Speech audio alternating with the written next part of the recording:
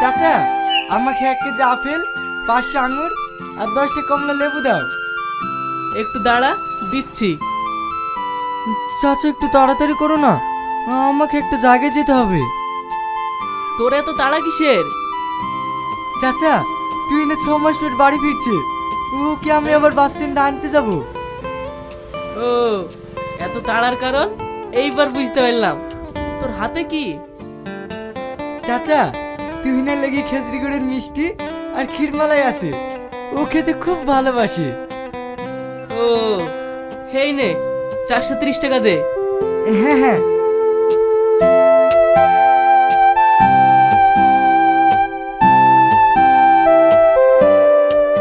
ভাই, ও কার কথা বলছে? আরে চিনতে পারছো না? ওই পাড়ার রাশিদের মেয়ে, যে সাংবাদিকের চাকরি করে, এর সাথেই তো তুহিনার বিয়ে ঠিক হয়ে আছে। ও, এই নাও।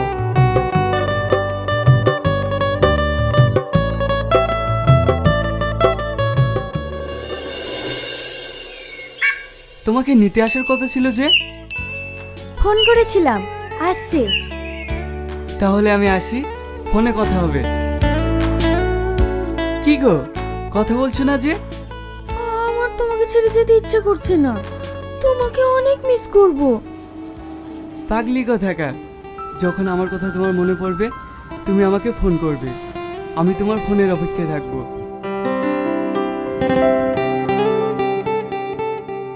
তাহলে আমি এখন আসি।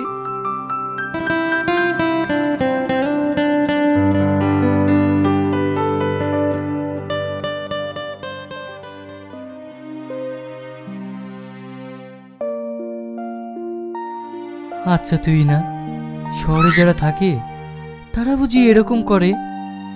দেখ, তুই আমার পার্সোনাল বিষয় নাক গলাবি না, তোর যা কাজ তাই কর।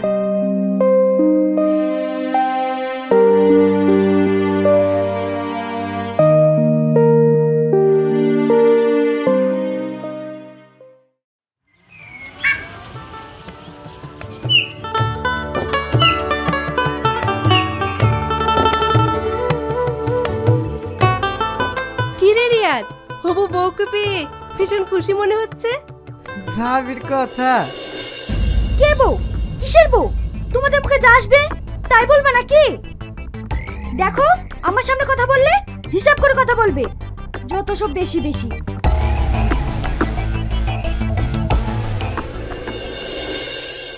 ভাবি, ওর কথা কিছু মনে করো না, ও বাইরে থেকে আসছে তো, ওর এখন মাথা ঠিক নেই।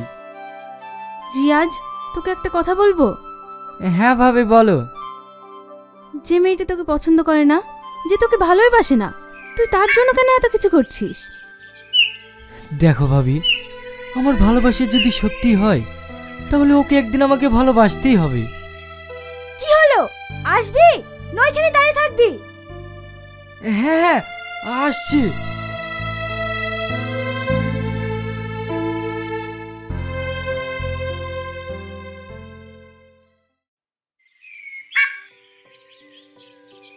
তোকে একটা কথা বলবো রাশিদ। হ্যাঁ বল। রিয়াজ যে তোদের বাড়ি 2 বছর ধরে আছে, ওর কি কোনো পরিচয়পত্র জানতে পেরেছিস? না, ও শুধু একটা কথাই বলে, আমার কেউ নেই, ওর আপনজন বলতে আমরাই নাকি সব। কিন্তু তুই যাই বলিস, এই ছেলেটার জন্যই আজ তোর সংসারে এত উন্নতি। তোর নিজের ছেলে তো কিছুই করে না। তবে একটা কথা বলি, এই ছেলেটাকে যেন কোনোদিন ঠকাসনি। আরে না না, তোরা তো ভালো করেই জানিস আমি ওর সাথেই তুহিনার বিয়ে ঠিক করে রেখেছি। ঠিক আছে, তোরা বস, আমি আসছি।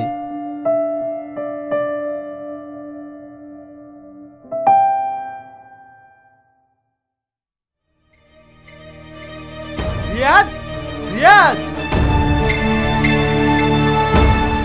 হ্যাঁ ভাই বলো। তোর ভাবি বলে তোকে বাজারে যেতে বলেছিল, যাসনি কেন? আমি তো তুহিনাকে আনতে গিয়েছিলাম। তুই নাকি আনতে গেছিলি? তো এ কাজ করবে কে?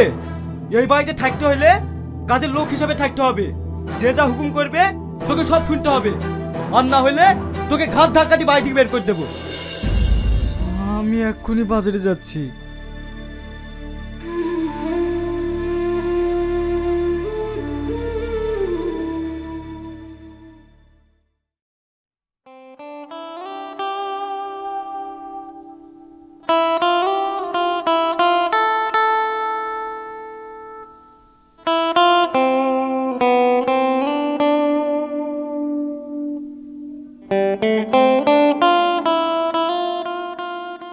কি রে, তোর মন খারাপ কেনে? মন খারাপ হবে না? বাড়িতে আসতে না আসতেই গ্রামের মানুষ সবাই বলছে আমি নাকি রিয়াজের বউ। এই সব কিছুর জন্য দায়ী তোমরা। বল বল, একটু ভালো করেই বল, আমার কথা তো শোনে না। কোথাকার আপত্তি ঠিক নাই, বাড়িতে জায়গা দি, যত অত্যাচার। দেখো মা, তোমরা এই গায়ে ভুট্টাকে তাড়াতাড়ি বাড়ি থেকে বিদায় করো, নাহলে কিন্তু আমি এই বাড়িতে থাকবো না। আর তোমাদের একটা কথা বলি, আমি একটা ছেলেকে ভালোবাসি, আর আমি তাকেই বিয়ে করব। এসব তুই কি বলছিস? ভালোবাসিস মানে? আমি তো রিয়াজের সঙ্গে বিয়ে ঠিক করে রেখেছি, ওর সঙ্গেই তোর বিয়ে হবে। কি? তুমি কি করে ভাবলে আমি ওরকম একটা গায়ে ভূতকে বিয়ে করব? আমি যাকে ভালোবাসি তাকেই বিয়ে করব। আমার মুখের উপরে কথা। চুপ করো তো। বলছি মা, ছেলেটা কে? ছেলেটার নাম রাজ, বাড়ি রানাঘাট। ওরা ভীষণ বড় লোক। হ্যাঁ? বলছি মা, তোর কাছে ছেলেটার কোনো ছবি আছে? দাঁড়া দেখাচ্ছি।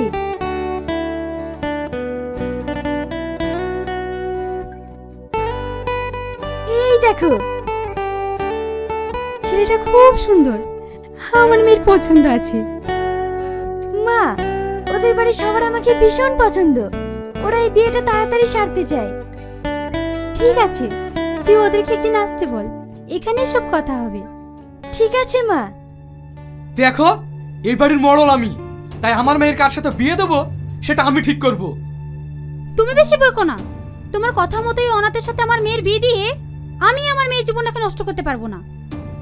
তুই ওদেরকে আসতে বল।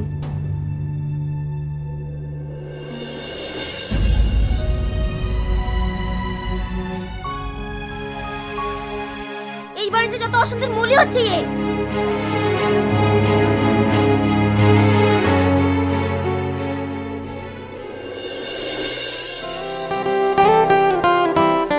দেখেন, মেয়ে আমাদের ভীষণ পছন্দ। কি বলো তুমি? হ্যাঁ, আমি তো আগেই বলেছি আমার বৌমা হিসাবে তুই নাকি চাই। কি হলো ভাই, আমার ছেলেকে আপনাদের পছন্দ? হ্যাঁ হ্যাঁ, ছেলে আমাদের ভীষণ পছন্দ। তাই শুভ কাজে দেরি না করে আপনার একটা শুভ দিন দেখে বিয়ে ডেটটা ফাইনাল করে ফেলুন। কি ব্যাপার, ভাই কিছু বলছে না যে? ও একটু কথা কম বলে। ওগো, রাজটা 24 তারিখে আমেরিকা চলে যাচ্ছে, তার আগে বিয়ের কাজটা সেরে ফেললে হতো না? হ্যাঁ হ্যাঁ, বলছে 22 তারিখটা শুক্রবার পড়ছে, সেই দিনটা যদি আমরা ঠিক করি তাহলে কি আপনাদের কোনো সমস্যা আছে? না না, আমাদের কোনো সমস্যা নাই। তাহলে ওই কথাই রইল, 22 তারিখই ফাইনাল। তাহলে আমরা এখন আসি। কি গো? হ্যাঁ হ্যাঁ, তুই না, এটা তোমার জন্য। তাহলে ভাই আমরা এখন আসি। ঠিক আছে।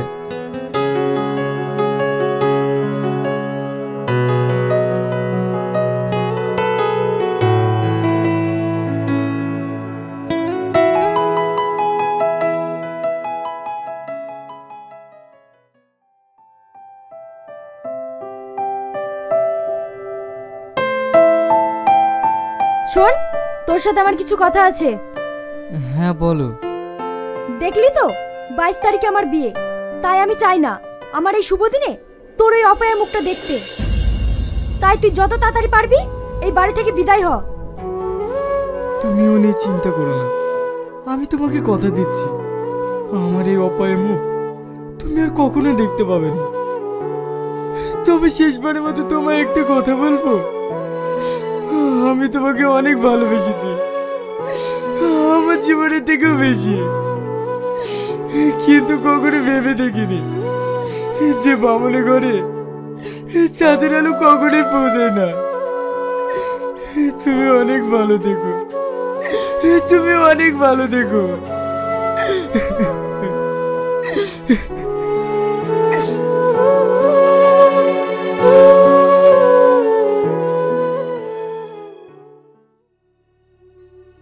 দাঁড়াও, কোথায় যাচ্ছ? আমি এই বাড়ি ছেড়ে সারা জীবনকার জন্য চলে যাচ্ছি, কারণ আমি তো এই বাড়ির কেউ না। আমি তোমাকে কখনো বলেছি যে তুমি এই বাড়ির কেউ না? তাহলে আমাদেরকে ছেড়ে তুমি চলে যাচ্ছ কেন? আমি কোন আশে থাকবো বলেন? আমি তাকে আমার জীবনের থেকে বেশি ভালোবেসেছি, সেই আমার মুখ দেখতে চায় না। সে আজ আমায় রেখে অন্য কারোর ঘরে যেতে চলেছে। কিন্তু সত্যি একটা কথা কি জানেন, আমি তুহিনাকে অনেক ভালোবাসি, আমি তুহিনাকে অনেক ভালোবাসি। তুমি কেঁদো না, এখানে তোমার কোনো দোষ নেই। তোমার জীবনটা নষ্ট করার মূলই হচ্ছে আমি। পারলে তুমি আমাকে ক্ষমা করে দিও, আমি তোমার জীবনটাকে নষ্ট করে দিলাম। আপনি কি বলছেন? আপনার কোনো দোষ নাই, আসলে আমার কপালটাই খারাপ। কিন্তু আপনাদেরকে আমি ভীষণ মিস করব, ভীষণ মিস করব।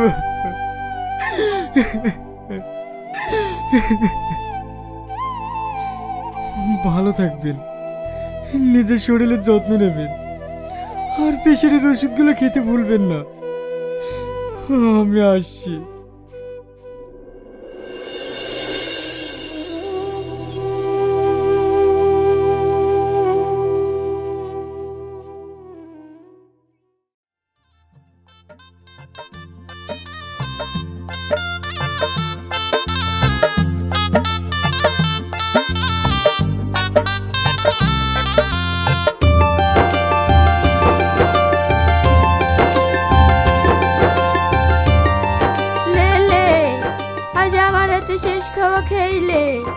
এরপর থেকে তো লজ্জা ভাইয়ের হাতেই খাবি, তখন কি আর এই বুড়ো দাদির কথা মনে থাকবে?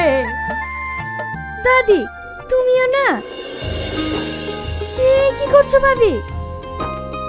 থামো তো।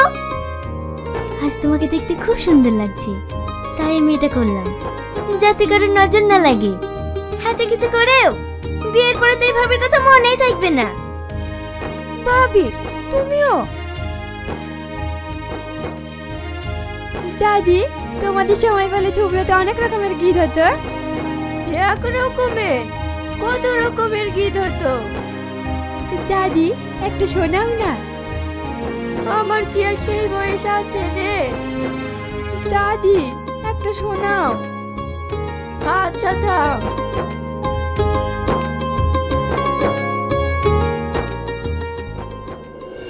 আমার নিয়রে ভিজিল শাড়ি, আমার নিয়রে ভিজিল শাড়ি, একটা গামছা দাও না পরি, একটা গামছা দাও না পরি।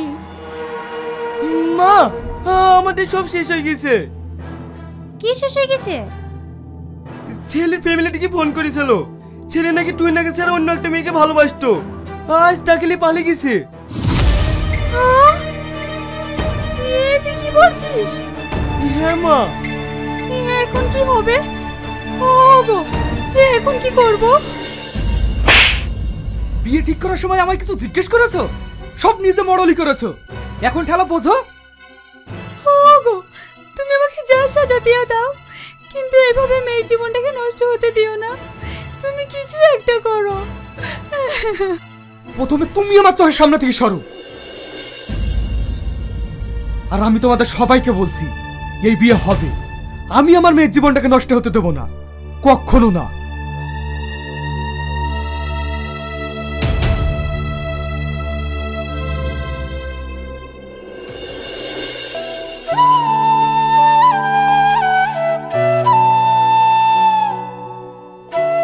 রিয়াজ, তুই না খবর শুনেছি? কি খবর? ওর তো আজ বিয়ে। আর বিয়ে না চাই, ওর সাথে যার বিয়ে হওয়ার কথা ছিল সে একটা অন্য মেয়েকে নিয়ে পালিয়ে গেছে। এই নিয়ে ওদের বাড়িতে সবাই কান্নাকাটি করছে। কি? হ্যাঁ, কি বলে কাউকে কাঁদিয়ে কেউ কখনো সুখী হতে পারে না। তুই কি বলছিস? হ্যাঁ, ও ঠিকই বলছে। খালো আপনি?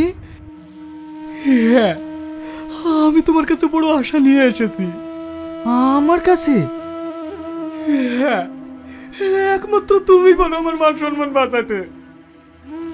আপনি কি বলছেন? আমি ঠিকই বলছি।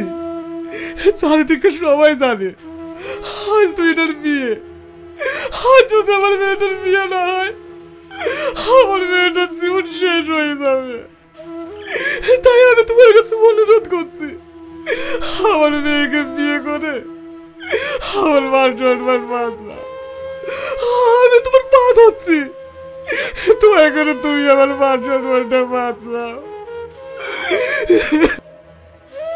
আপনি কি করছেন? বলো তুমি রাজি?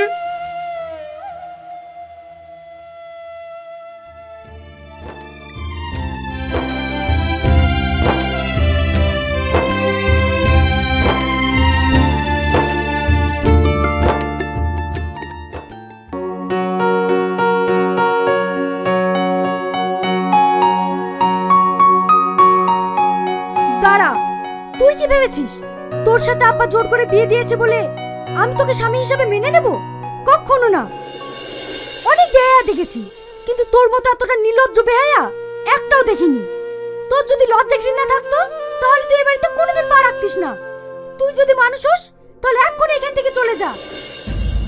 আমি তোমাকে বিয়ে করতে চাইনি, কিন্তু তোমার আপন মুখ পানে চেয়ে আমি তোমাকে বিয়ে করতে বাধ্য হয়েছি। ঠিক আছে, তুমি যখন আমাকে এতটাই ঘৃণা করো, আমি চলে যাচ্ছি। ভালো থেকো।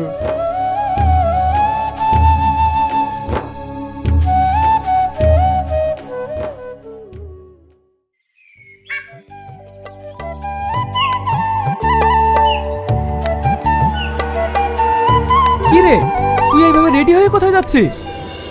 আমার অফিস থেকে ফোন এসেছিল, আমাকে কালকেই জয়েন করতে হবে, তাই আমি এখনই চলে যাচ্ছি। তুই একা যাচ্ছিস? কিন্তু জামাই কই? কাল রাতে ও বাড়ি থেকে চলে গিয়েছে। কি? হ্যাঁ মা, আমার দেরি হয়ে যাচ্ছে, আমি চলে গেলাম।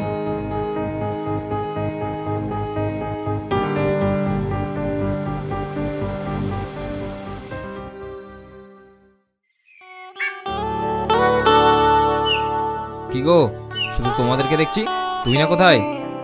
স্যার, তুই না এখনো আসেনি। কি? এখনো যে বিএমবি কোম্পানির মালিক ঢুকবে, তাকে বরণ কে করবে? আমি চলে এসেছি স্যার। তোমার সব কাজে লেট। সরি স্যার, আমি সব দেখে নিচ্ছি। এই সব কিছু তোরা রেডি করে রেখেছিস তো? হ্যাঁ হ্যাঁ, সব রেডি আছে। কখন আসার কথা? আসার টাইম হয়ে গেছে।